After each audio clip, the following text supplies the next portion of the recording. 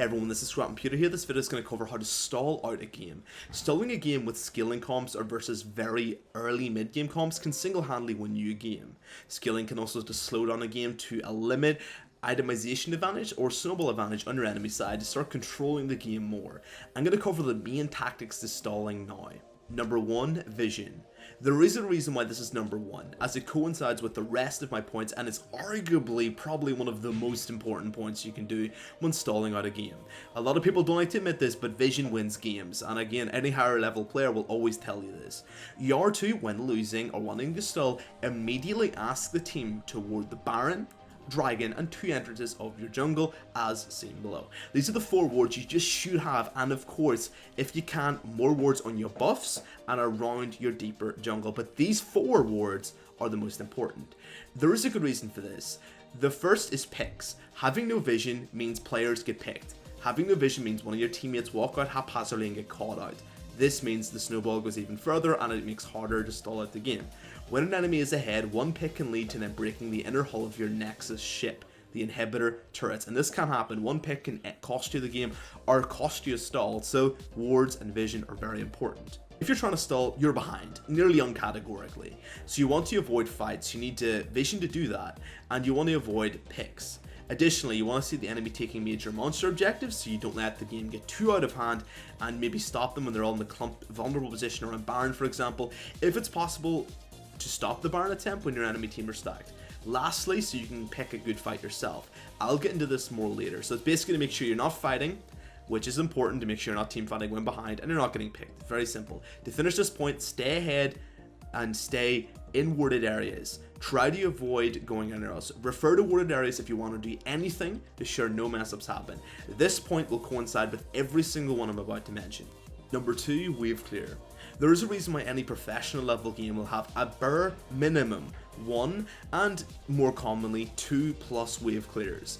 There's a reason why in the Worlds and LCS and any other league you can think of, any very high level team will have wave clears. This is for the reason. This is the one thing that literally every single team in the game should have. If your team doesn't have wave clear, you've got a massive compositional breach. A wave clear based champion is absolutely imperative to both winning and stalling games. Wave clearing an entire mini wave before it can reach the turret forces your enemy team to dive the turret, which gives you a pretty good advantage in a fight. It basically means that your enemy knows this and they'll actively try to avoid going under the turret, unless they're so far ahead they can do that, in which stalling's probably useless anyway. But usually they're only pretty decently ahead and you can force them under the turret, and some especially lower level teams will never dive ever. Most enemy teams, when they know you're under the turret and they immediately wave clear, are too nervous about diving, which leads to the game being stalled out. This is actually the most important point. If you can't wave clear, the enemy will get to the turret. They get to the turret, they'll take the turret, because you can't fight them off it. If your team has no wave clear, you'll fall behind. An organized enemy team will win the vast majority of games against you if you have no wave clear.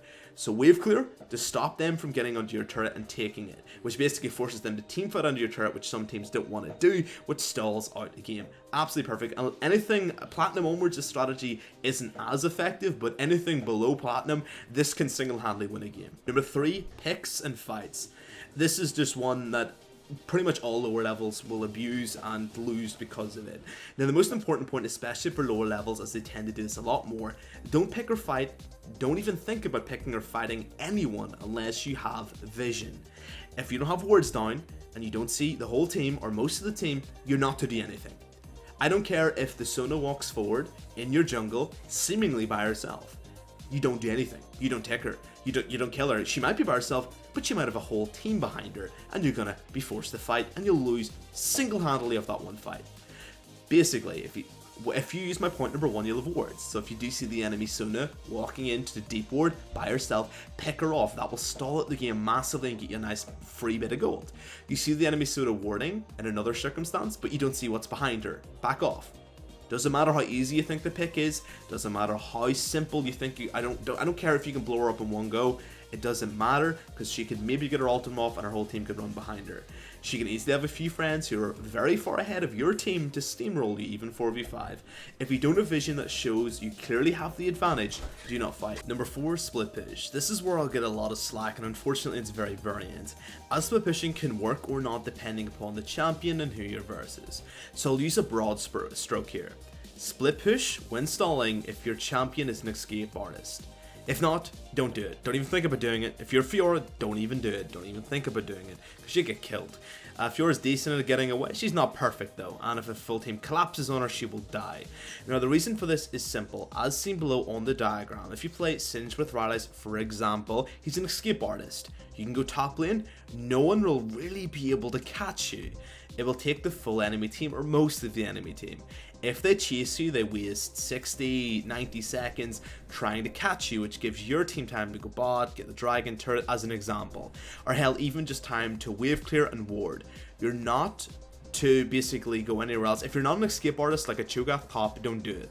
You can only split push, and it will stall the game really well if you're very good at getting away. If you're a Shaco, if you're Singed, if you're anything like that, go nuts. If you're not though, and you're a Jax or an Aurelia, avoid doing it because you will die very quickly, and it'll put your team in a 4v5 position because they can rush and kill you very easily. Number 5, risks. Now I first want to mention that when you're stalling a game, you're stalling a game.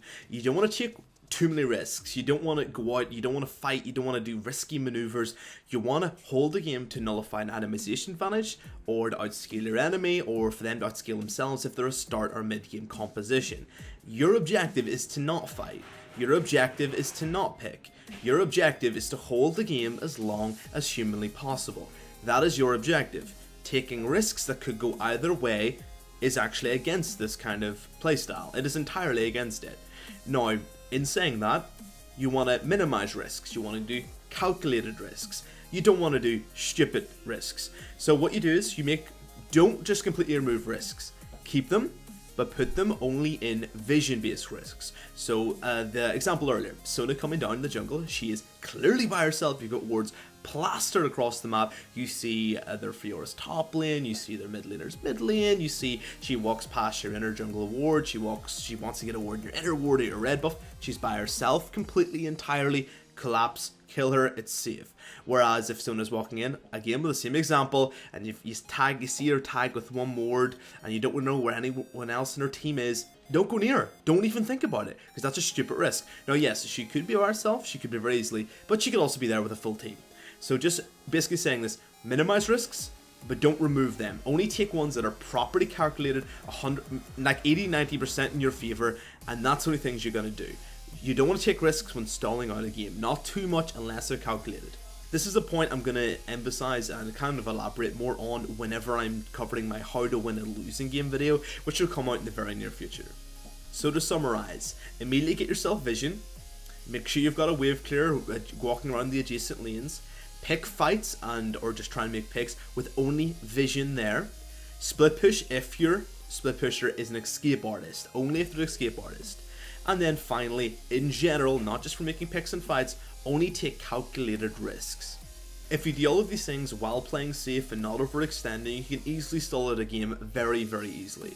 Now the main thing is, I didn't really mention too much of these points because it should be a given. Constantly be looking at your map, constantly be saying, am I out of position? Could I get picked off?